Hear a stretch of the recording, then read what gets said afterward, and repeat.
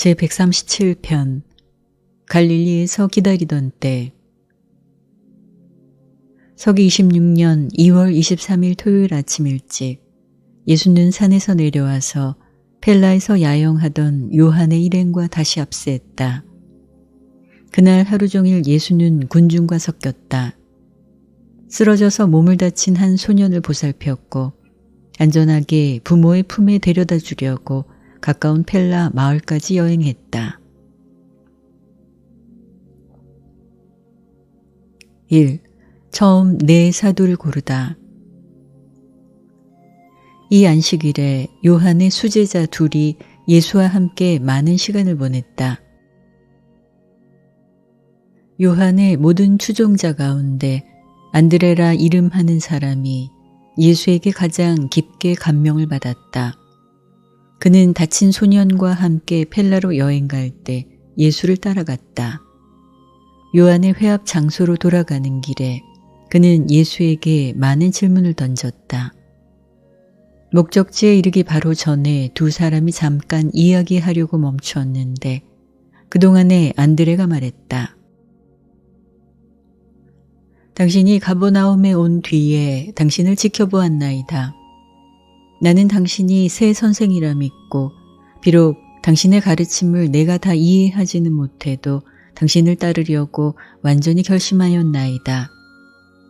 당신 밑에서 가르침을 받으며 새 나라에 대한 진리를 모두 배우고자 하나이다. 예수는 진심으로 확신을 주면서 사도들 중에 첫 사람을 기꺼이 받아들였다. 이 12명의 무리는 사람들의 마음속에서 하나님의 새 나라를 세우는 일에 함께 수고할 것이었다. 안드레는 요한이 하는 일을 말없이 지켜보고 이를 진지하게 믿은 사람이었다. 그에게는 아주 유능하고 열심 있는 시몬이라는 이름의 아우가 있었는데 그는 요한의 으뜸가는 제자들 중에 하나였다. 시몬이 요한의 주요한 지지자 중에 하나였다고 말해도 괜찮을 것이다.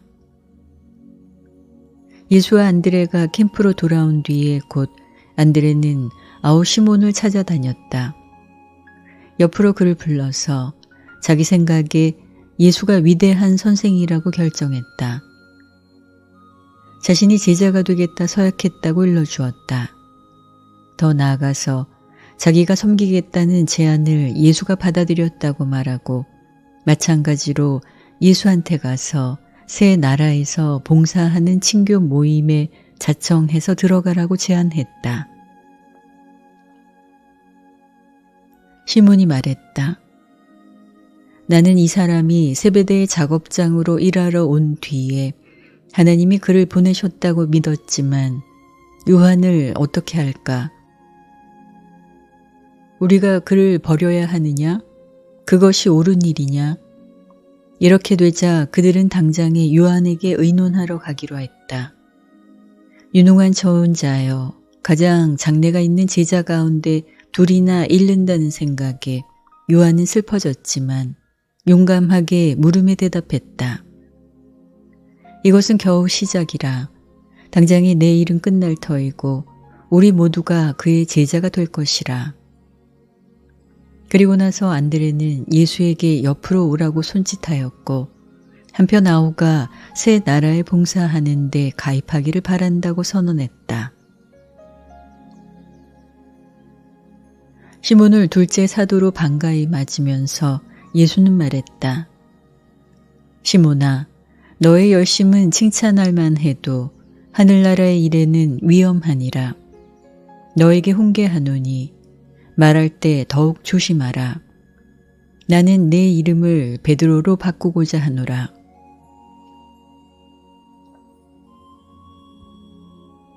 다친 소년은 펠라에서 살았는데 그의 부모는 예수가 함께 그날 밤을 지내라고 자기 집을 거처로 쓰라고 이전에 간청했고 예수는 약속했다. 안드레와 그 동생을 떠나보내기 전에 예수는 말했다. 아침 일찍 우리는 갈릴리로 가느니라. 예수가 밤을 지내려고 펠라로 돌아온 뒤에 안드레와 시몬이 다가오는 하늘나라를 세우는데 그들이 어떤 성질의 봉사를 할 것인가 아직 의논하고 있는 동안에 세베대의 아들 야고보와 요한이 산에서 예수를 오랫동안 헛되이 찾다가 막 돌아와서 그 장면에 도착했다. 시몬 베드로가 어떻게 자기와 형 안드레가 새 나라에서 처음으로 받아들인 조언자가 되었는가. 그리고 아침에 그들이 새 주와 함께 갈릴리를 향해 떠나기로 예정되었다는 이야기를 듣자 야고보와 요한 두 사람은 슬펐다. 그들은 예수를 얼마 동안 알고 있었고 예수를 아꼈다. 산에서 여러 날 동안 그를 찾아다녔는데 이제 돌아와서 남들이 우대 받는다는 소리를 들었다. 그들은 예수가 어디로 갔는가 묻고 그를 찾으려고 서둘렀다. 그의 거처에 다다랐을 때 예수는 잠들어 있었지만 그들은 예수를 깨우고 말했다. 그토록 오래 같이 살던 우리가 산에서 당신을 찾는 동안에 우리보다 먼저 남들을 우대해 새 나라에서 첫 동료로서 안드레와 시몬을 고르시다니 어찌 된 일이나이까. 예수는 대답했다. 마음을 가라앉히고 사람의 아들이 아버지의 일을 행할 때 그를 찾아야 한다고 누가 지시하였는가? 스스로 물어보라. 그들이 산에서 오랫동안 찾던 이야기를 자세히 늘어놓은 뒤에 예수는 그들을 더 가르쳤다. 산이 아니라 너희 마음속에서 새 나라의 비밀 찾기를 배워야 하느니라. 찾고 있던 것은 이미 너희 혼 속에 있었느니라. 너희는 정말로 내 형제여 내가 너희를 받아들일 필요가 없느니라. 이미 너희는 그 나라에 속했고 명랑해야 하며 또한 내일 갈릴리로 함께 갈 준비를 하여라.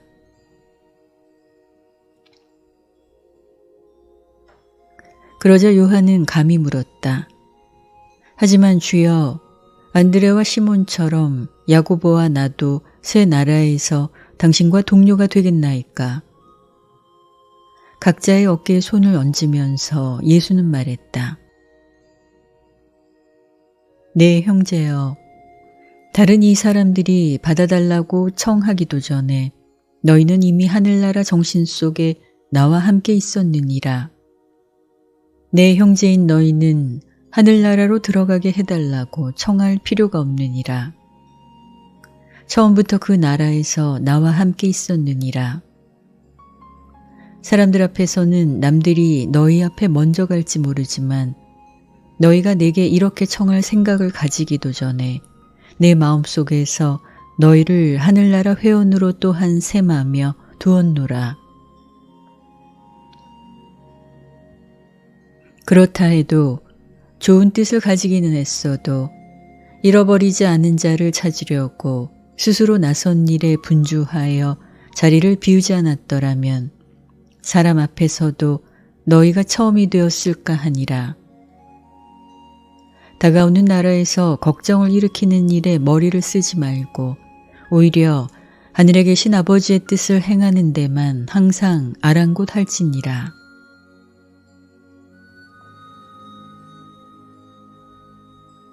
야고보와 요한은 꾸지람을 달게 받아들였다. 결코 안드레와 시몬을 더 질투하지 않았다. 그들은 두 동료 사도와 함께 다음날 아침에 갈릴리로 떠나려고 준비했다. 예수가 선택한 조언자 일행과 나중에 그를 따른 광대한 무리의 믿는 제자들을 구별하려고 이날 이후부터 사도라는 칭호가 쓰였다. 그날 밤 늦게 야고보, 요한, 안드레, 시몬은 세례자 요한과 함께 이야기를 나누었다. 눈물을 글썽였지만 차분한 목소리로 강직한 유대인 선지자는 수제자 가운데 두 사람이나 다가오는 하늘나라에서 갈릴리 영주의 사도가 되리라 내놓았다.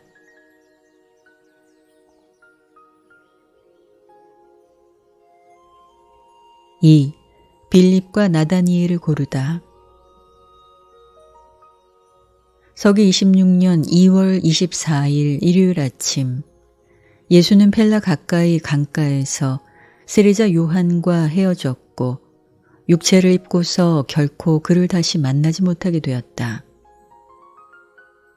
그날 예수와 네 제자 사도가 갈릴리를 향해 떠나자 요한을 따르던 사람들의 야영지에서 큰 소동이 일어났다. 처음으로 큰 분열이 막 일어나고 있었다. 그 전날 요한은 예수가 구원자라고 안드레와 에즈라에게 분명히 선언했다. 안드레는 예수를 따르기로 결심했지만 에즈라는 태도가 부드러운 나사렛 목수를 물리치며 동료들에게 외쳤다. 다니엘 선지는 사람의 아들이 권력과 큰 영광을 입고서 하늘의 구름을 타고 오리라 선언하느니라. 이 갈릴리 목수, 가버나움의 이 조선공은 구원자일 수 없느니라. 그런 하나님의 선물이 나사렛에서 나올 수 있느냐. 이 예수는 요한의 친척이요. 우리 선생은 마음이 몹시 선하여 속았도다. 우리는 이 거짓 메시아를 가까이 하지 말자. 이 발언 때문에 요한이 꾸짖자 에즈라는 많은 제자를 이끌고 남쪽으로 서둘러 갔다. 이 무리는 요한의 이름으로 계속 세례를 주었다. 결국 그들은 요한을 믿지만 예수를 받아들이지 않는 사람들의 종파를 세웠다. 이 무리의 잔재가 오늘날까지도 메소포타미에 남아있다.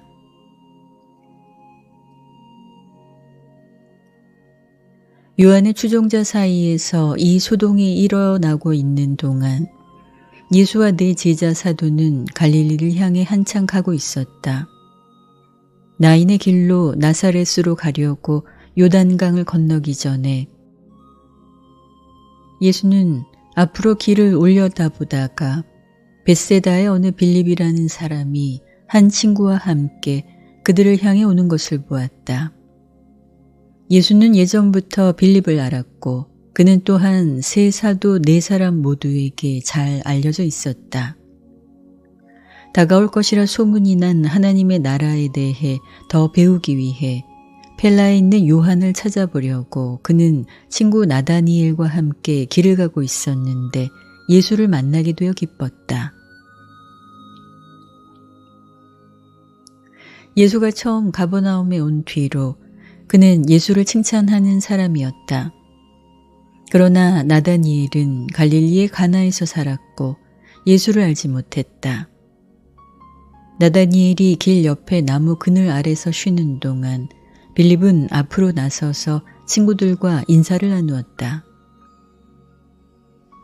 베드로는 빌립을 한쪽으로 데리고 가서 자기와 안드레, 야고보, 요한을 언급하며 모두가 새 나라에서 예수의 동료가 되었다고 설명하기 시작했고 빌립에게 봉사를 자청하라고 세게 재촉했다. 빌립은 난처했다. 어떻게 해야 할까? 한순간의 경고도 없이 여기서 요단강 가까이 길 옆에서 즉시 결정하라는 인생의 가장 중대한 문제가 닥쳤다. 이때가 되어 그는 베드로, 안드레, 요한과 진지하게 이야기하고 있었고 한편 예수는 갈릴리를 거쳐 계속 가버나움까지 가는 여행의 대강을 야고보에게 일러주었다. 마침내 안드레는 빌립에게 제안했다. 선생한테 물어보는 것이 어떠냐? 갑자기 빌립에게 예수는 정말로 위대한 사람, 아마도 메시아라는 생각이 떠올랐고 이 문제는 예수의 결정을 따르기로 결심했다. 그는 곧장 예수에게로 가서 물었다. 선생이여, 내가 요한에게로 가리이까 아니면 당신을 따르는 친구들과 함께 하리이까? 예수는 대답했다. 나를 따르라. 빌립은 구원자를 찾았다는 확신에 마음이 떨렸다. 빌립은 이제 그 일행에게 그 자리에 남아있으라고 손짓했고 한편 그가 결정을 내렸다는 소식을 알리려고 친구 나다니엘에게 서둘러 돌아갔다. 나다니엘은 뽕나무 밑에서 아직도 뒤에 남아 있었고 세례자 요한, 다가오는 나라, 기대된 메시아에 관해 들은 많은 것을 머릿속에서 이리저리 뜯어보고 있었다. 이 명상을 깨뜨리고 빌립이 외쳤다. 구원자, 그 사람을 찾았노라. 모세와 선지자들이 그에 관해 기록했는데 요한이 그를 선포하였느니라. 나다니엘은 올려다보면서 물었다. 이 선생이 어디 출신이냐? 빌립은 대답했다. 그는 나사렛 예수요 요셉의 아들이자 목수이고 요즘에는 가버나움에 거하니라. 그러자 얼만큼 충격을 받고 나다니엘은 물었다. 나사렛에서 무슨 그런 좋은 일이 생길 수 있느냐? 하지만 빌립은 그의 팔을 붙잡고 말했다. 와서 보라. 빌립은 나다니엘을 예수에게로 데리고 갔다. 그는 진지하게 의심하는 사람의 얼굴을 인자하게 들여다보면서 말했다. 참 이스라엘 사람을 보라. 속에 아무 거짓이 없도다. 나를 따르라. 나다니엘은 빌립을 향해 말했다. 내 말이 맞도다. 그는 정말로 사람들의 선생이라. 자격이 있다면 나도 따르겠노라. 예수는 나다니엘에게 머리를 끄덕이며 다시 말했다. 나를 따르라. 예수는 이제 미래에 절친하게 지낼 동료 무리의 절반을 모았다. 5은 얼마 동안 그를 알았고 하나는 낯선 사람 나다니엘이었다. 더 이상 지체하지 않고 그들은 요단강을 건넜고 나인 마을 옆을 지나며 그날 저녁 늦게 나사렛에 다다랐다. 예수가 소년 시절에 살던 집에서 그들 모두가 요셉과 함께 그날 밤을 묵었다. 예수의 동료들은 새로 찾아낸 선생이 어째서 십계명과 기타 여러 금언과 말씀 형태로 집 근처에 남아있는 그의 기록의 흔적을 모두 샅샅이 없애느라고 그렇게 마음을 쓰는가 조금도 이해하지 못했다.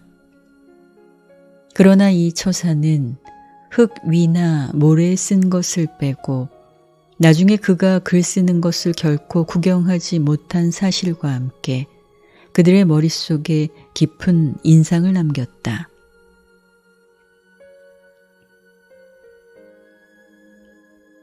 (3) 가버나움 방문. 그들 모두가 마을에서 유명한 젊은 여인의 결혼식에 초대받았기 때문에 이튿날 예수는 사도들을 가나로 먼저 보냈다. 한편 가버나움에 계신 어머니를 급히 찾아보려고 준비했고 막달라에서 동생 유다를 보려고 멈췄다. 나사렛을 떠나기 전에 예수의 세 동료들은 그때로 보아서 최근에 일어났던 놀라운 사건들에 대해 요셉에게 그리고 예수 집안의 다른 식구들에게 이야기하고 예수가 오래 기대하던 구원자라는 그들의 신념을 아낌없이 표현했다.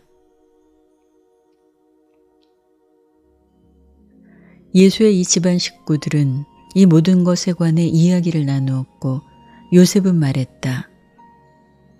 어쩌면 결국은 어머니가 옳았는가 보다. 아마도 이상한 형님이 오실 임금인가 보다.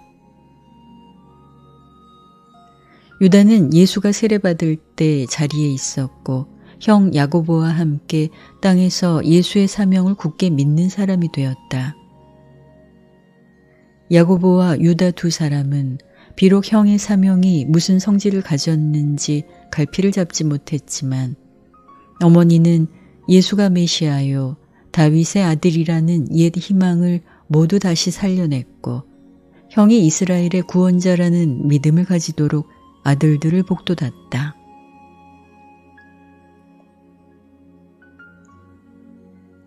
예수는 월요일 밤 가버나움에 도착했으나 야고보와 어머니가 사는 자기 집으로 가지 않고 바로 세베대의 집으로 갔다.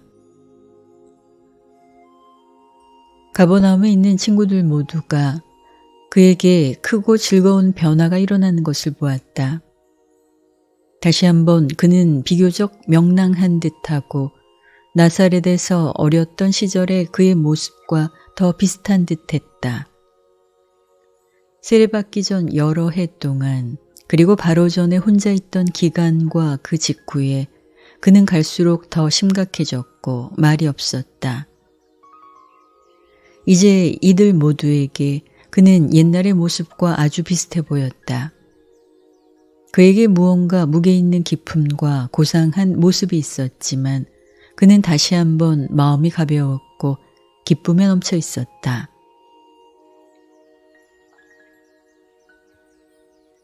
마리아는 기대에 부풀어 마음이 떨렸다. 가브리엘의 약속이 이루어질 때가 가까웠다고 예상했다.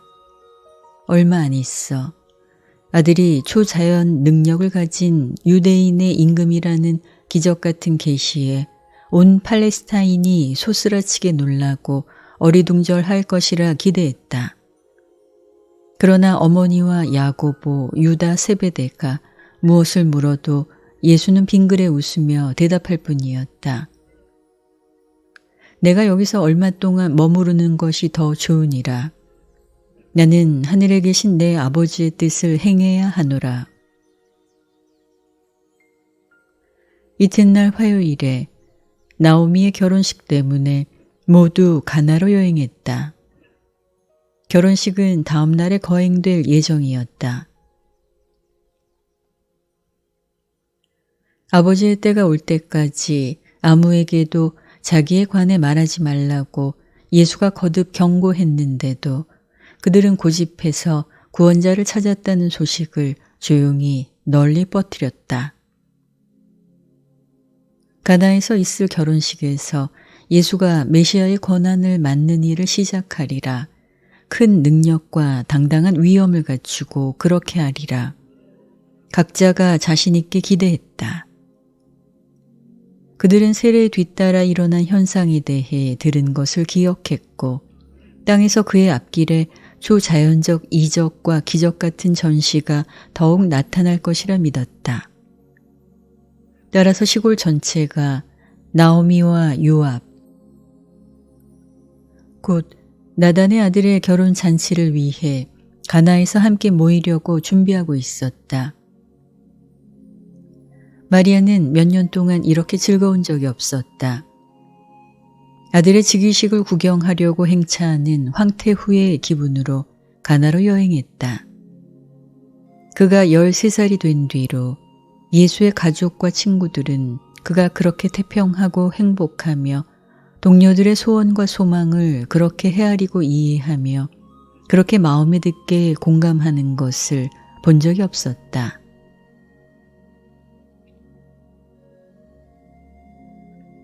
그래서 자기들끼리 작은 무리를 지어 모두 속삭이면서 무슨 일이 일어날까 궁금해했다. 이 이상한 사람이 다음에 무슨 일을 할까? 어떻게 그가 다가오는 나라의 영광을 열어보일까? 그들이 있는 앞에서 이스라엘의 하나님의 힘과 권능이 드러나는 것을 보게 되리라는 생각에 모두가 마음이 떨렸다.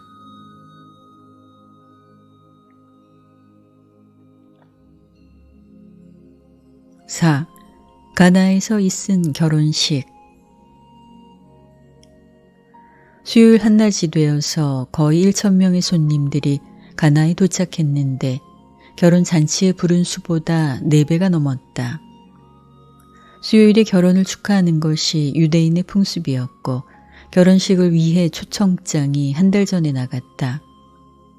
오전과 이른 오후에 형편은 결혼식이라기보다 예수를 위한 대중 환영회처럼 보였다.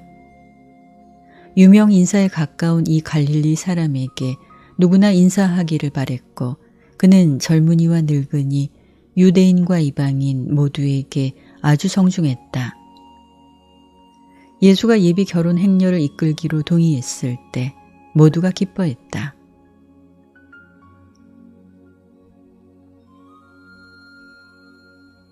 예수는 이제 그의 인간 존재, 신으로서 선재했던 것, 그의 인간 성품과 신다운 성품이 통합되거나 융합된 상태를 속속들이 자각하고 있었다. 완전한 몸가짐으로 한순간에 사람의 역할을 해내거나 즉시 신다운 성품에 따르는 인격의 특권을 취할 수 있었다. 시간이 지나자 예수는 사람들이 그가 무슨 놀라운 일을 할까 기대하고 있음을 더욱 의식하게 되었다. 특히 가족과 제자인 6 사도가 사람들을 깜짝 놀라게 하는 어떤 초자연적 일을 보여주므로 하늘나라가 다가온 것을 적절히 선포하기를 찾고 있다는 것을 깨달았다.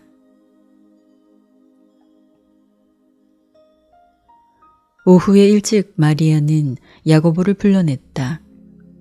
결혼 예식과 관련해 어느 때 어느 장소에서 초자연적인 자로서 자신을 드러내려고 계획했는가, 그들을 믿고 비밀을 알려주겠는가 물으려고 2 사람이 함께 예수에게 감히 다가왔다.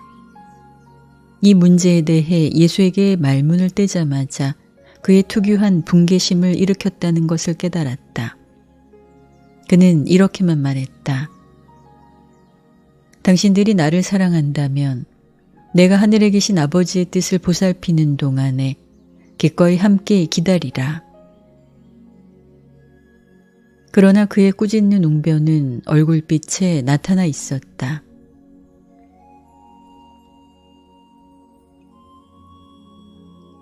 어머니의 이 행동은 인간 예수에게 큰 실망이었다. 겉으로 그의 신성을 어떤 방법으로 전시하는 즐거움에 빠지라는 어머니의 은근한 제안에 자신이 반응한 것을 깨닫고 그는 정신이 번쩍 들었다. 그것은 바로 얼마 전에 산속에 혼자 있을 때 하지 않겠다고 결심했던 바로 그런 일 중에 하나였다. 몇 시간 동안 마리아는 많이 우울했다. 어머니는 야고보에게 말했다. 나는 그를 이해할 수 없노라. 이 모두가 무엇을 뜻할 수 있느냐? 그의 이상한 행동은 언제 끝나느냐? 야고보와 유다는 어머니를 위로하려고 애썼고 한편 예수는 1시간 동안 혼자 지내려고 물러났다. 그러나 그는 사람들이 모인 곳으로 돌아왔고 다시 한번 명랑하고 즐거워했다. 기대하는 마음으로 침묵 가운데 결혼식이 진행되었다. 그러나 예식 전부가 끝났는데 그 귀빈으로부터 아무 움직임도 말 한마디도 없었다. 그리고 나서 요한이 구원자라고 선포한 그 목수요 조선공이 저녁 잔치에 아마도 결혼식 저녁 식사에 솜씨를 보일 것이라고 사람들이 수군거렸다. 그러나 결혼식 저녁 식사가 있기 바로 전 제자인 사도 6을 불러 모으고 그가 아주 진지하게 말했을 때 그렇게 솜씨 보이기를 바라는 모든 기대가 머리에서 싹 사라졌다.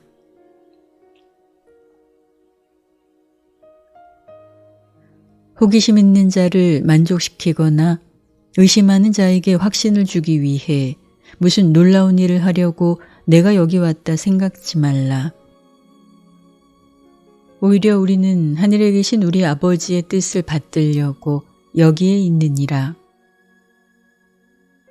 그러나 그가 동료들과 의논하는 것을 보았을 때 마리아와 다른 사람들은 무슨 특별한 일이 바야흐로 일어나려 한다고 머릿속에서 충분히 납득했다. 결혼식 저녁 식사와 잔치 기분으로 친교하는 저녁을 즐겁게 보내려고 모두가 앉았다. 신랑의 아버지는 결혼 잔치에 초청한 모든 손님을 위해 포도주를 넘치게 마련했다. 그러나 아들의 결혼식이 예수가 메시아인 구원자라는 것을 기대한 대로 보여주는 일과 아주 밀접히 연결된 사건이 될 줄을 그가 어떻게 알 것인가. 그는 이름난 갈릴리 사람을 손님으로 대접하는 영광을 얻어서 기뻐했다. 그러나 결혼 저녁 식사가 끝나기 전에 포도주가 동인하고 있다는 불안한 소식을 하인들이 가져왔다. 정식 저녁 식사가 끝나고 손님들이 뜰에서 이리저리 거닐고 있을 때가 되어서 신랑의 어머니는 포도주가 떨어졌다고 마리아에게 털어놓았다. 마리아는 자신 있게 말했다. 아무 걱정 마시게 우리 아들에게 이르겠노라. 그가 우리를 도울 것이야. 겨우 몇 시간 전에 꾸지람을 들었는데도 이렇게 어머니는 주제넘게 말했다.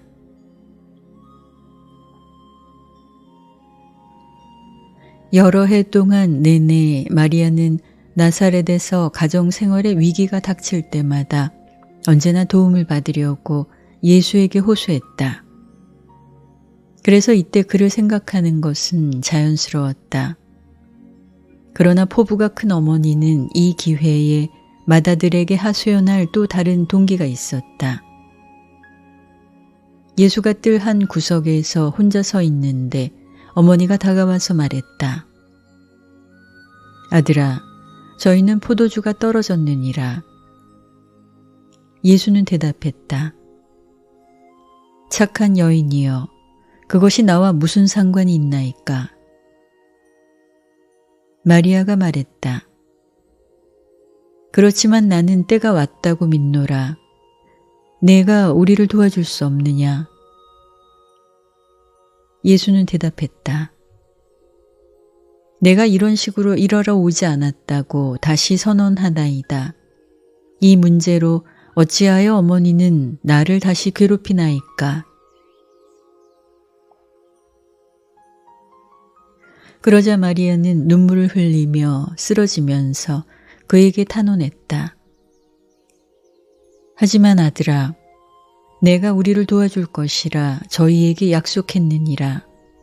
제발 나를 위해서 무엇인가 하지 않겠느냐. 그러자 예수는 말했다. 여인이여, 어머니가 무슨 상관이 있어 그렇게 약속하였나이까? 다시는 그렇게 하지 않도록 하소서. 모든 일에 우리는 하늘에 계신 아버지의 뜻을 받들어야 하나이다.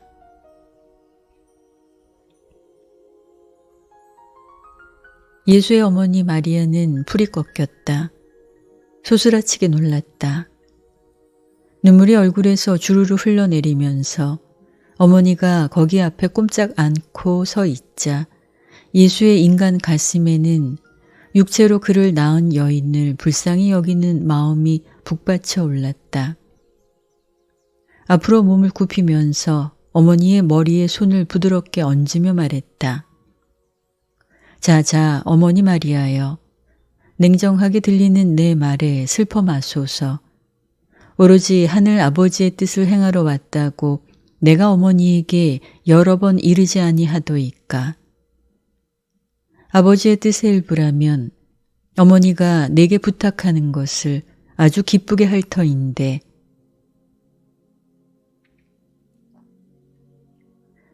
예수는 말을 잇지 못하고 망설였다. 마리아는 무슨 일이 일어나고 있음을 알아챈 듯 했다. 벌떡 뛰어오르면서 마리아는 예수의 목에 팔을 감고 그에게 입 맞추고 하인들 구역으로 쏜살같이 달려가서 말했다. 내 아들이 무슨 말을 하든지 그대로 행하라. 그러나 예수는 아무 말도 하지 않았다. 이미 말을 너무 많이 했다. 아니, 차라리 바라는 마음으로 생각했다는 것을 이제 깨달았다.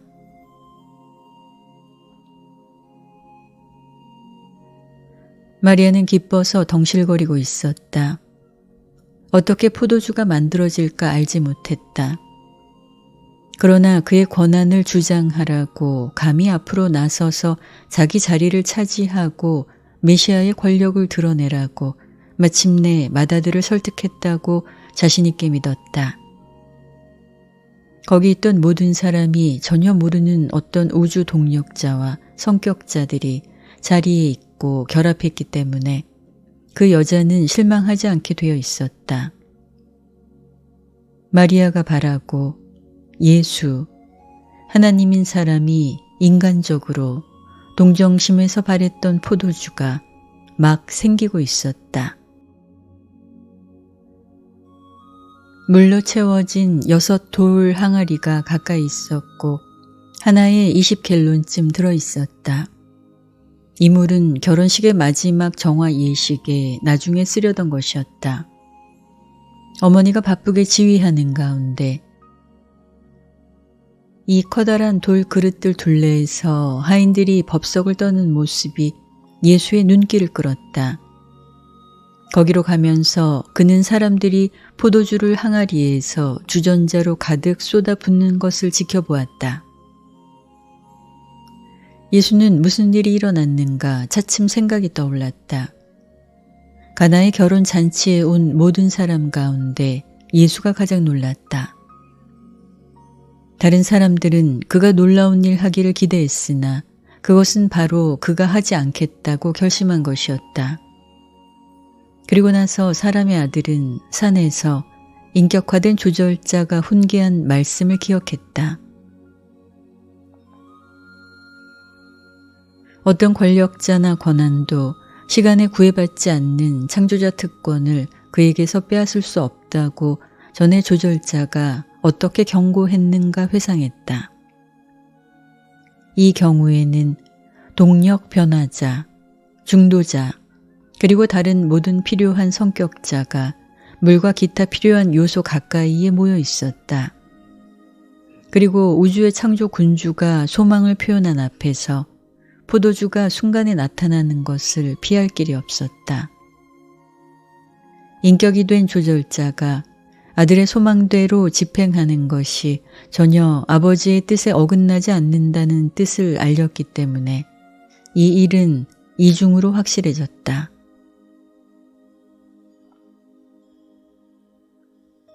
그러나 이것은 어떤 의미에서도 기적은 아니었다.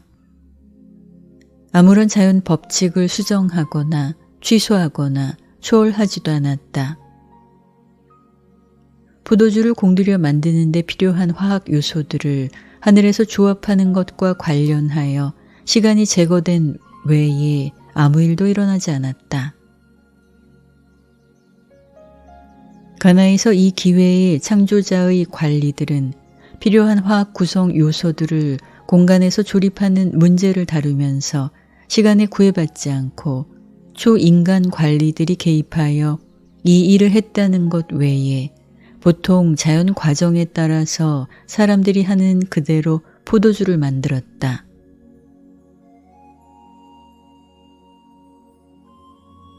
게다가 이른바 이 기적을 행하는 것은 파라다이스 아버지의 뜻을 거역하지 않았음이 분명했다. 그렇지 않았다면 모든 일에 아버지의 뜻에 예수가 이미 복종했으니까 그 일이 벌어지지 않았을 것이다. 하인들이 이 새 포도주를 부어서 신랑 들러리, 즉 잔치의 사회자에게 들고 갔을 때 포도주를 맛본 뒤에 그는 신랑을 부르며 말했다. 처음에는 좋은 포도주를 내놓고 손님들이 잔뜩 마신 뒤에는 포도나무에 못한 소산을 가져오는 것이 풍습이언을 그대는 잔치의 마지막까지 가장 좋은 포도주를 남겨두었도다.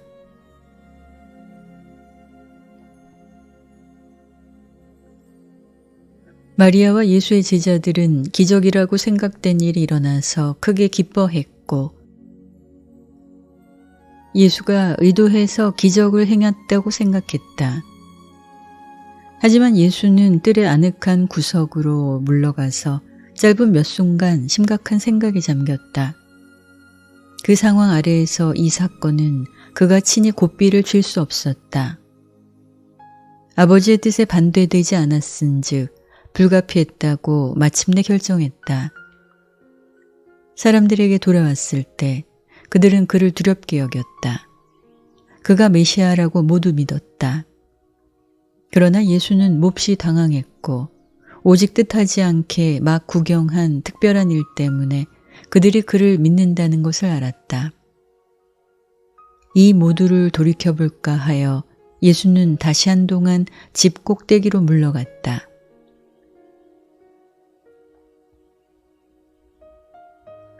동정하고 불쌍히 여기는 느낌에 빠지는 것이 이 종류의 사건을 거듭 낳지 않도록 항상 경계해야 한다는 것을 예수는 충분히 이해했다. 그런데도 사람의 아들이 육체를 입은 필사 인생을 마침내 떠나기 전에 많은 비슷한 사건이 일어났다.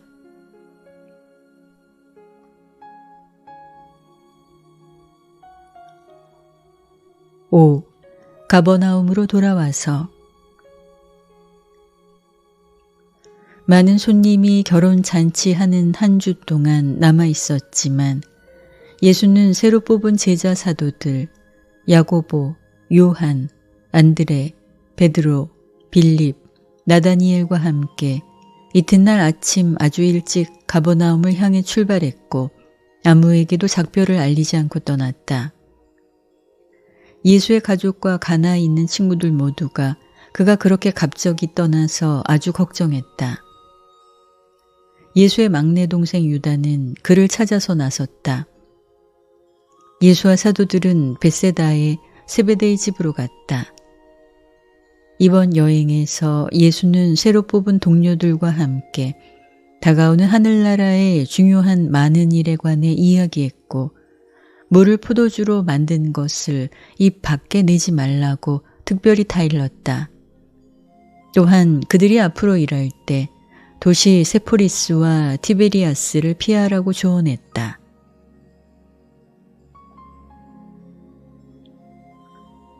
그날 저녁에 식사가 끝난 뒤에 이 세베대와 살로메의 집에서 예수의 지상 생애 전체에서 가장 중요한 회의 중 하나가 열렸다. 오직 6 사도가 이 모임에 참석했다. 막 헤어지려 할 때 유다가 도착했다. 선택된 이 6 사람은 가나에서 벳세다까지 예수와 함께 여행했고 말하자면 공중에 붕 떠서 걸었다. 이들은 기대하는 마음으로 생기가 넘쳐 있었고 사람의 아들의 가까운 친구로 선택되었다는 생각으로 짜릿했다. 그러나 그가 누구인가? 그리고 땅에서 그의 사명이 무엇이고 그 사명이 과연 어떻게 끝날 것인가? 예수가 분명히 말하기 시작했을 때 그들은 소스라치게 놀랐다. 그들은 예수가 일러주는 말씀을 알아들을 수 없었다. 그들은 말이 없었다. 베드로까지 말할 수 없이 움츠러들었다. 깊이 생각하는 안드레만 예수의 조언하는 말씀에 감히 대답했다.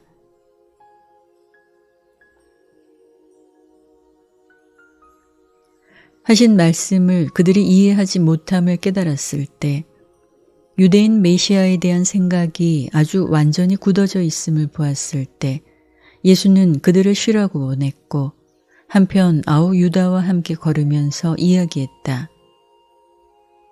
예수를 떠나기 전에 유다는 많이 감동하여 말했다.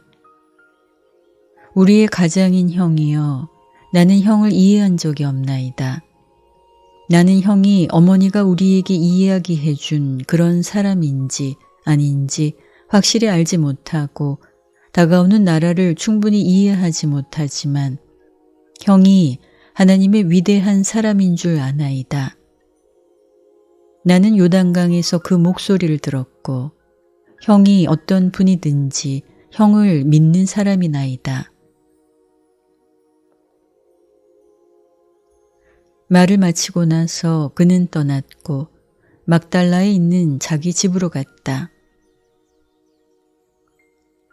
그날 밤 예수는 잠을 이루지 못했다. 저녁에 두르는 천을 몸에 걸치고서 생각에 잠겨 이튿날 새벽까지 생각에 잠겨 호숫가에 앉아 있었다. 그날 밤에 오래 명상하는 동안 결코 추종자들이 오랫동안 기다리던 메시아가 아닌 어떤 다른 각도에서 그를 보게 만들 수 없으리라는 것을 뚜렷이 이해하게 되었다. 하늘나라를 전하는 말씀이 요한의 예언을 성취하는 것이라고, 그리고 유대인들이 찾고 있던 자로서 전하지 않으면 이를 도무지 전할 방법이 없다는 것을 마침내 깨달았다. 비록 다윗과 같은 종류의 메시아는 아니었어도 결국 그는 옛 예언자들 가운데 좀 더 영적 생각을 가진 사람들의 예언이 참으로 이루어진 그런 사람이었다. 결코 다시 그는 자기가 메시아라는 것을 온통 부인하지는 않았다. 이 까다로운 형편의 최종 해결을 아버지의 뜻이 풀려나가는 대로 맡기기로 결심했다.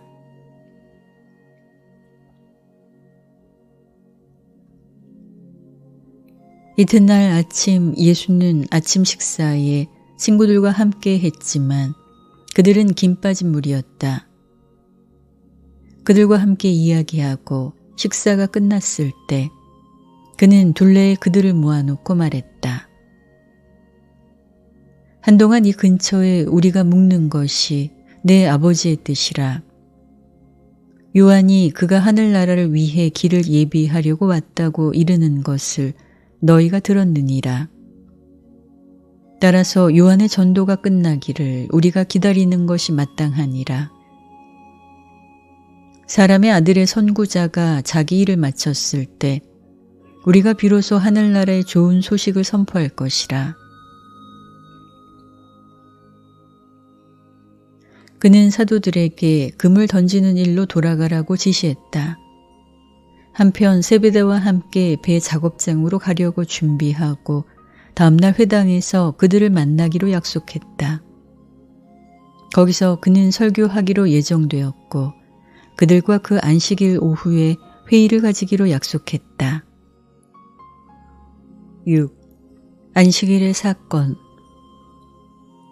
서기 26년 3월 2일 안식일에 가버나움 회당에서 예수는 세례받은 뒤에 처음으로 대중 앞에 나타났다. 회당에는 사람들이 넘치게 몰렸다. 요단강에서 세례받은 이야기는 이제 가나에서 도착한 소식, 물과 포도주에 관한 새로운 소식으로 인해 불어났다. 예수는 6 사도를 귀빈석에 앉혔고 육체로 동생인 야고보와 유다가 그들과 함께 앉았다. 어머니도 전날 저녁에 야고보와 함께 가버나움으로 돌아왔기 때문에 참석하였고 회당의 여인들 구역에서 자리에 앉았다. 성중 모두가 바짝 긴장했다. 그날 그들에게 말씀하기로 예정된 사람의 성품과 권한에 걸맞는 증언이 될 초자연 능력이 더러 특별히 나타나는 것을 구경하리라 기대했다.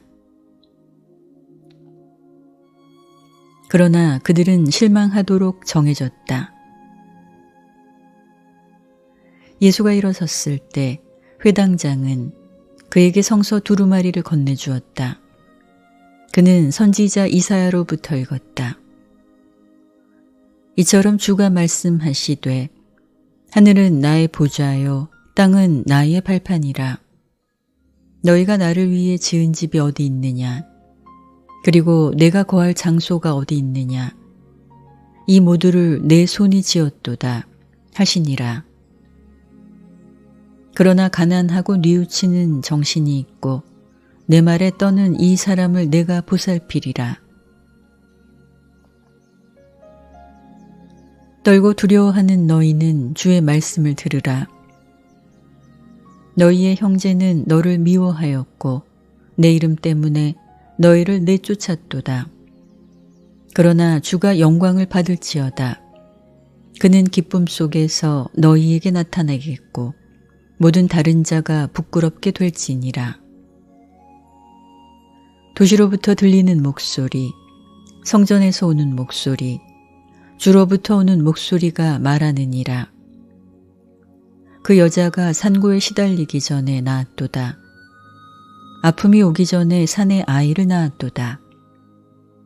누가 그런 일을 들은 적이 있느냐? 땅이 하루에 생겨나겠느냐? 아니면 한 민족이 순간에 태어날 수 있느냐? 그러나 이렇게 주가 말씀하시니라. 보라, 내가 강물처럼 평화를 펼치겠고 이방인의 영광도 흐르는 냇물과 같을지니라. 사람이 어머니에게 위로받은 것 같이 내가 너희를 위로하리라. 너희는 예루살렘에서도 위로받을지니라. 너희가 이것들을 볼 때 너희의 가슴이 기뻐할지니라. 이 낭독을 마치고 나서 예수는 두루마리를 관리자에게 돌려주었다. 앉기 전에 다만 이렇게 말했다. 참으라. 그리하면 너희는 아버지의 영광을 볼지니라. 나와 함께 머물며 하늘에 계신 내 아버지의 뜻 행하기를 이처럼 배우는 자에게도 그렇게 될지니라. 사람들은 이 모든 말씀이 무슨 뜻인가 궁금해하면서 집으로 돌아갔다. 그날 오후에 예수와 사도들은 야고보와 유다와 함께 배를 타고 물가를 따라 얼만큼 내려갔다. 거기서 닻을 내리고 한편 그는 다가오는 나라에 대해 이야기했다. 그들은 목요일 밤보다 말씀을 더 많이 알아들었다.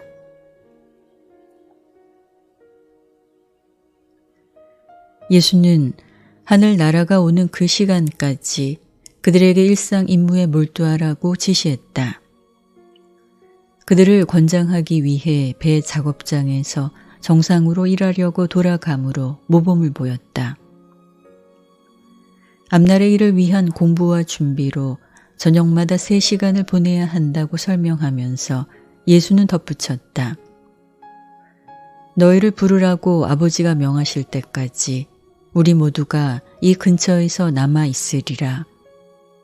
마치 아무 일도 없었던 것처럼 너희는 각자가 익숙한 일로 이제 돌아가야 하느니라. 아무에게도 나에 대해 이야기하지 말라. 내 나라는 시끄럽고 화려하게 오지 않을 것이요. 오히려 너희의 마음속에서 그리고 하늘나라 회의에 너희와 함께 하라고 부름받을 자들의 마음속에서 내 아버지가 이루실 큰 변화를 통해서 그 나라가 와야 함을 기억하여라.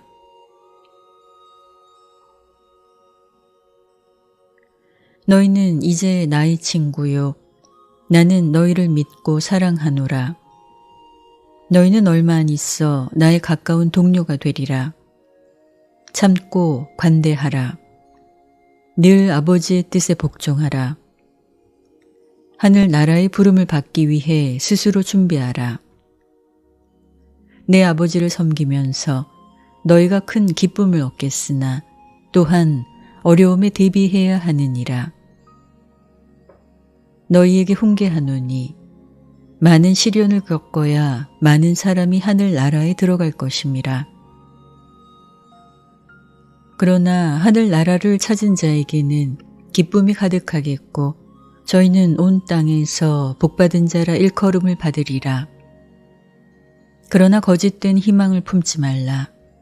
세상은 내 말을 듣고 넘어지리라. 너희 내 친구들도 혼란스러운 머리에 내가 펼쳐 보이는 것을 완전히 깨닫지 못하느니라. 잘 알아들으라. 우리는 표징을 구하는 세대를 위해 수고하러 나가느니라.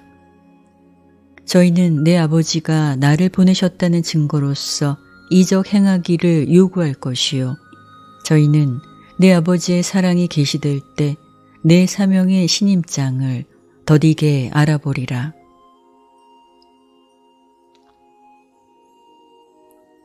그날 밤 육지로 돌아갔을 때 그들이 길을 떠나기 전에 예수는 물가에서 서서 기도했다.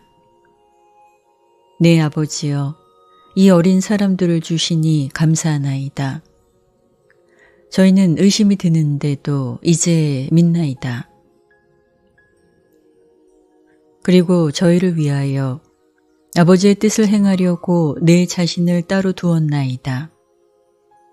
우리가 하나인 것 같이 이제 저희가 하나 되는 것을 배우기를. 7. 넉 달 동안의 훈련.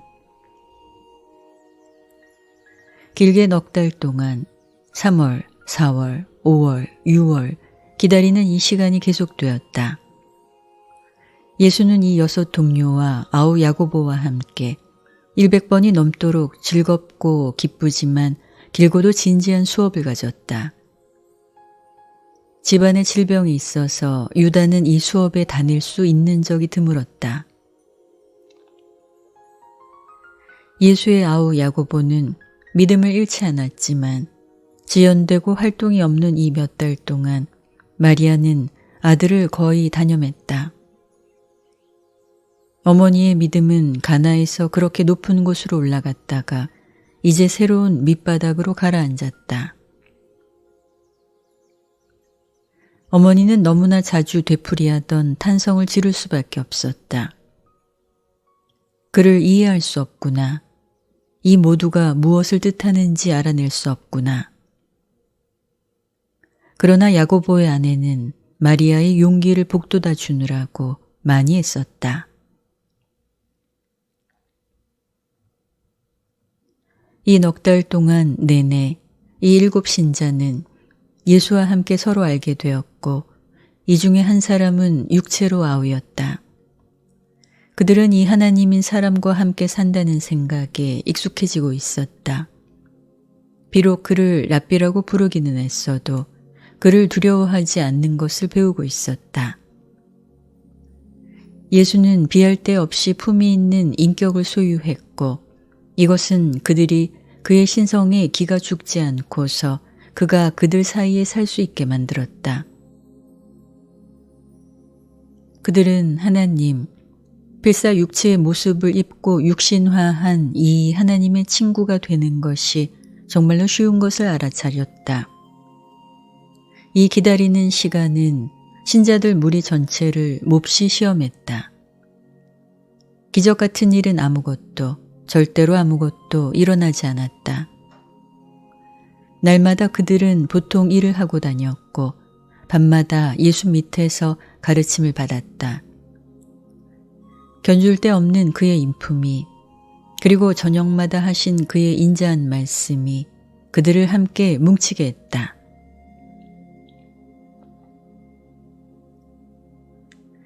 기다리고 가르침을 받던 이 기간은 특히 시몬 베드로에게 힘들었다. 그는 요한이 유대 지방에서 전도를 계속하는 동안 갈릴리에서 하늘나라의 전도를 시작하라고 예수를 설득하려고 거듭했었다. 그러나 베드로에게 예수가 대답한 말은 늘 같았다. 참아라 시몬아, 진전을 보이라. 아버지가 부르실 때 우리는 조금도 지나치게 준비되어 있지 않으리라. 노련하고 철학이 담긴 조언으로 안드레는 때때로 베드로를 가라앉히곤 했다. 안드레는 예수의 자연스러운 인간성에 엄청나게 감명을 받았다. 그는 하나님과 그렇게 가까이 살 수 있는 사람이 어찌 그리 친근하고 사려 깊을 수 있는가 자주 생각해 보았다. 이 기간 전체를 통해서 예수는 회당에서 겨우 2번 말씀했다. 기다리던 이 여러 주가 끝날 때가 되자 그의 세례와 가나의 포도주에 대한 보고가 비로소 조용해졌다. 예수는 기적으로 보이는 것들이 이 기간에 더 일어나지 않도록 처리했다. 그러나 베세다에서 그렇게 조용히 살았어도 예수의 이상한 행적에 대한 보고가 헤롯 안티파스에게 전해졌다. 다음에 그는 예수가 무슨 일을 하려는가 확인하려고 첩자들을 보냈다. 그러나 헤롯은 요한의 설교에 더 관심을 기울였다. 그는 예수를 괴롭히지 않기로 작정했고 예수는 가버나움에서 아주 조용히 일을 계속했다. 기다리는 이 시간에 예수는 동료들에게 여러 종교 집단과 팔레스타인의 여러 정당에 대해 그들이 어떤 태도를 가져야 하는가 가르치려고 애썼다. 예수의 말씀은 언제나 같았다. 우리는 저희 모두를 설득하려고 애쓰고 있으나 저희 가운데 누구에게도 속하지 않느니라.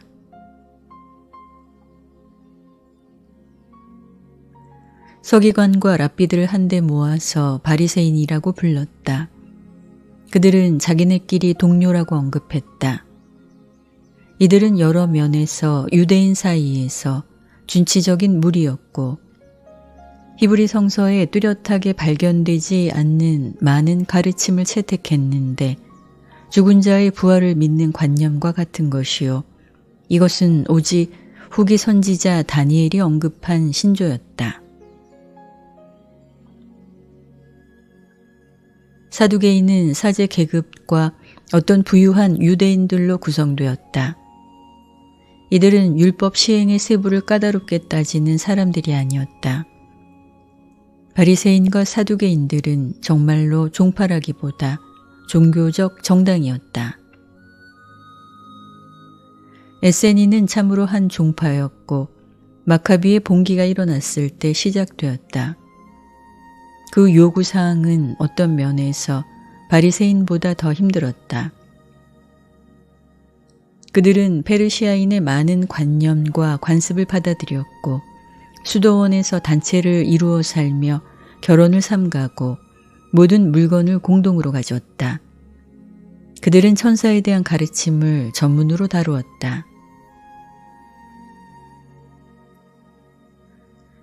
열심당원은 맹렬한 유대인 애국자 집단이었다. 그들은 로마의 압제의 사슬에서 벗어나려는 투쟁에는 어떤 방법도 정당화된다고 주장했다. 헤롯 당원은 순전한 정당이었다. 헤롯 왕조를 회복함으로 로마의 직접 통치를 받는 처지에서 해방될 것을 주장했다. 팔레스타인 한가운데에는 사마리아인이 살았다. 유대인의 가르침과 비슷한 많은 관점을 가졌는데도 이들과 유대인은 전혀 교류가 없었다. 이보다 작은 나지르인 단체를 포함하여 이 정당과 종파들은 모두 메시아가 언젠가 오신다는 것을 믿었다. 이들 모두가 민족의 구원자를 찾고 있었다. 그러나 예수는 그와 제자들이 이 사상이나 관습을 가진 학파들 중에 어느 쪽과도 연합하지 않을 것이라고 아주 단호하게 밝혀주었다. 사람의 아들은 나지르인도 에센인도 되지 않을 것이었다. 예수는 후일에 요한이 한 것처럼 사도들이 떠나서 복음을 전파하고 신자들을 가르쳐야 한다고 지시했지만 그는 하늘나라의 좋은 소식을 선포하는 데 중점을 두었다. 동료들에게 사랑과 불쌍히 여기는 마음과 동정심을 보여야 한다는 것을 어김없이 인식시켰다. 하늘나라는 사람의 마음속에서 하나님이 보좌에 앉으시는 것과 상관되는 영적 체험이라고 추종자들에게 일찍부터 가르쳤다.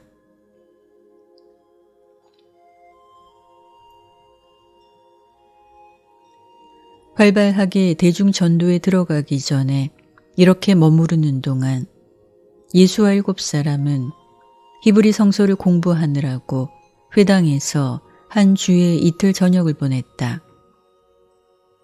열심히 대중활동을 하던 시절이 지난 뒤 후일에 사도들은 주와 관계를 가졌던 중에서 이 넉 달이 가장 값지고 유익했다고 회상했다.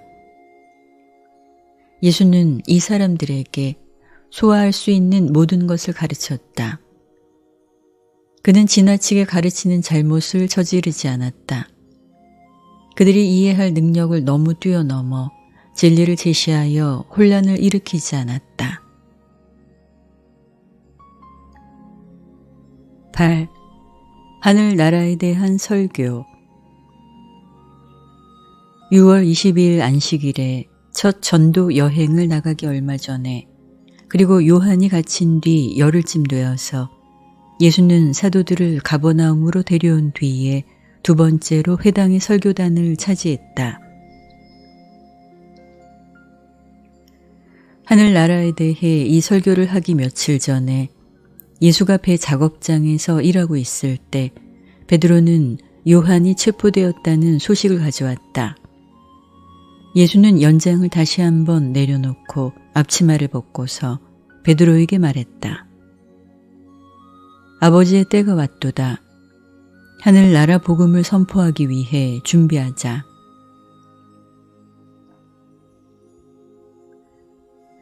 예수는 서기 26년 6월 18일 이 화요일에 목수 벤치에서 마지막으로 일했다. 베드로는 작업장 바깥으로 달려나갔다. 오후 중반이 되자 동료들을 모두 데리고 왔고 물가의 숲에 그들을 남겨두고서 예수를 찾으러 갔다. 그러나 예수를 찾아낼 수 없었으니 주가 다른 숲으로 기도하러 갔기 때문이다. 그리고 그가 그날 저녁 늦게 세베대의 집으로 돌아와서 먹을 것을 청할 때까지 그들은 예수를 만나지 못했다.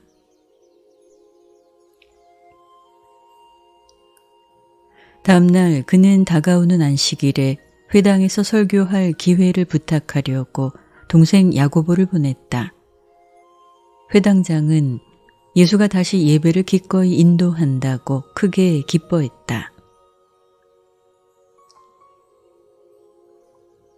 하나님의 나라에 대한 기억에 남을 이 설교는 대중을 위한 생애에서 처음으로 당당해 보이는 노력이었는데 설교하기 전에 예수는 성서로부터 이 몇 구절을 읽었다. 너희는 나에게 사제들의 나라 곧 거룩한 민족이 될지니라. 야훼는 우리의 재판관이요 우리에게 율법을 주는 이요 야훼는 우리의 임금이라. 그가 우리를 구하리라. 야훼는 나의 임금, 나의 하나님이라. 온 땅 위에 큰 임금이라. 자애가 이 나라 안에서 이스라엘에게 다가오도다. 그는 우리의 임금이니 주의 영광은 복되도다.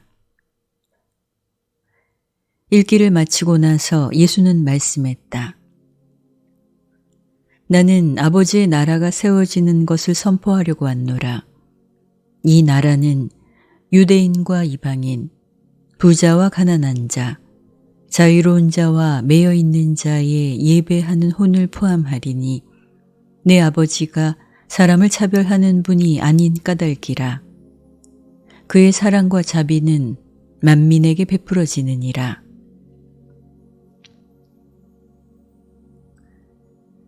하늘에 계신 아버지는 사람의 정신 속에 깃들라고 그의 영을 보내시며 땅에서 내가 일을 마치고 나서 마찬가지로 진리의 영이 모든 육체에 부어지리라.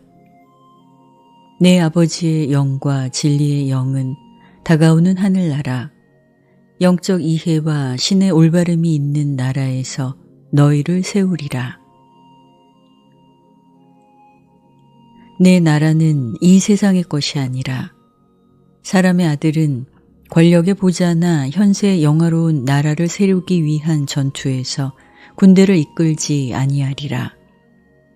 내 나라가 다가오면 사람의 아들이 평화의 왕이요 영원한 아버지의 계신 것을 너희가 알지니라. 이 세상 사람들은 세상의 나라를 세우고 크게 만들려고 다투거니와 내 제자들은 도덕적 결정과 영적 승리로 하늘 나라에 들어가리라. 일단 거기에 들어가면 저희가 기쁨과 올바름과 영생을 얻으리라.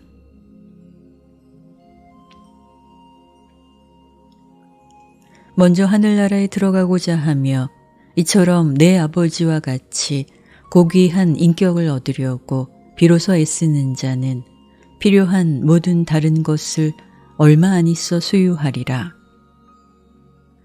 그러나 아주 진지하게 너희에게 이르노니 어린아이의 믿음과 신뢰하는 마음으로 하늘 나라에 들어가기를 구하지 않으면 너희는 도무지 들어가지 못할지니라. 와서 여기 하늘나라가 있다, 저기 하늘나라가 있다 하고 이르는 자에게 속지 말지니 내 아버지의 나라는 눈에 보이는 물질적인 것에 아랑곳하지 않음이라.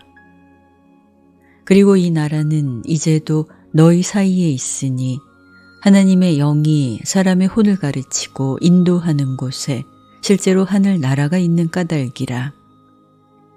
이 하나님의 나라는 성령 안에 있는 올바름이요 평화와 기쁨이라.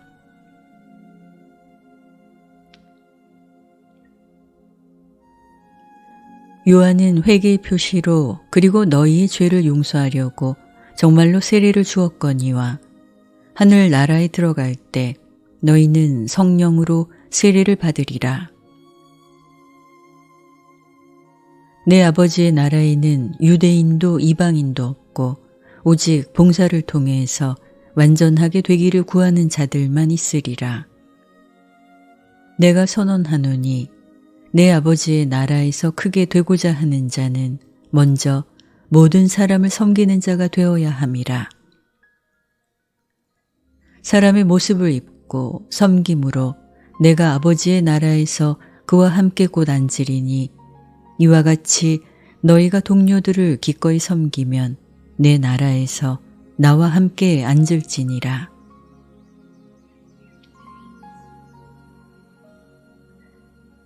이 세 나라는 밭에 있는 좋은 흙 속에 자라는 씨앗과 같으니라.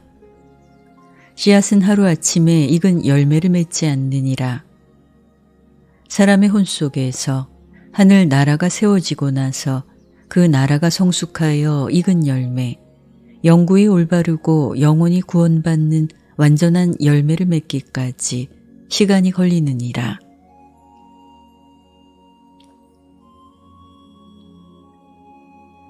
그리고 내가 너희에게 외치는 이 나라는 권력과 풍요로 다스리는 나라가 아니라 하늘 나라는 먹고 마시는 문제가 아니라 오히려 하늘에 계신 내 아버지께 온전히 섬기는 가운데 차츰 올바르게 되고 기쁨이 커지는 생활이라.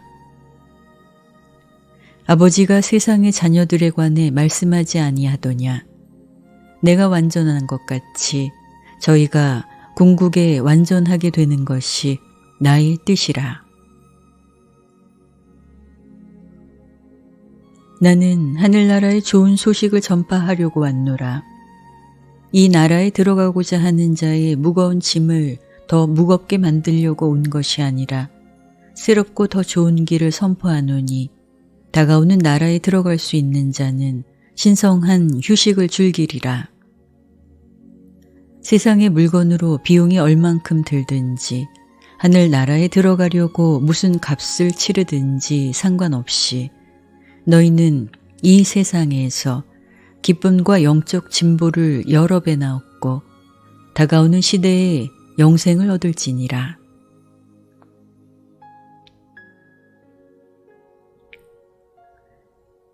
아버지의 나라에 들어가는 것은 군대의 행진이나 이 세상의 나라가 뒤엎어지거나 포로의 멍에가 부서진 뒤에 생기는 일이 아니라 하늘 나라가 가까웠으니 거기에 들어가는 자는 모두 풍부한 자유와 기쁨에 넘치는 구원을 얻으리라. 이 나라는 영구한 영토이라. 그 나라에 들어가는 자는 내 아버지께로 올라갈지며 파라다이스에서 그의 영광 바른 편에 확실히 이르리라. 하늘 나라에 들어가는 자는 모두 하나님의 아들이 되겠고 다가오는 시대에 아버지께로 그렇게 올라가리라. 의로운 채 하는 자가 아니라 죄인 그리고 신답게 완전한 올바름을 간절히 바라고 목마르게 찾는 모든 사람을 부르려고 내가 왔노라.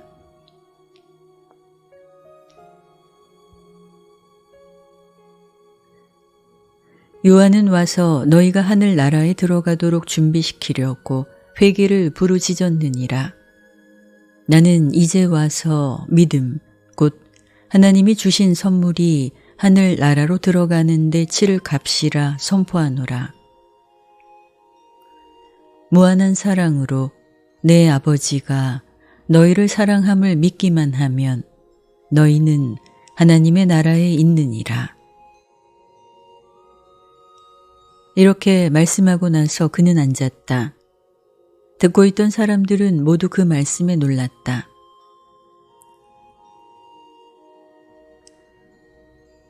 제자들은 감탄했다. 그러나 사람들은 이 하나님인 사람의 입으로부터 좋은 소식을 받아들일 준비가 되지 않았다. 말씀을 들은 자의 약 3분의 1은 충분히 알아듣지 못했어도 그 말씀을 믿었다. 약 3분의 1은 기대하는 나라에 관한 그러한 순전한 영적 개념을 거부하려고 마음속에서 준비했다. 한편 나머지 3분의 1은 그 가르침을 깨달을 수 없었고 많은 사람은 그가 돌았다고 참으로 믿었다.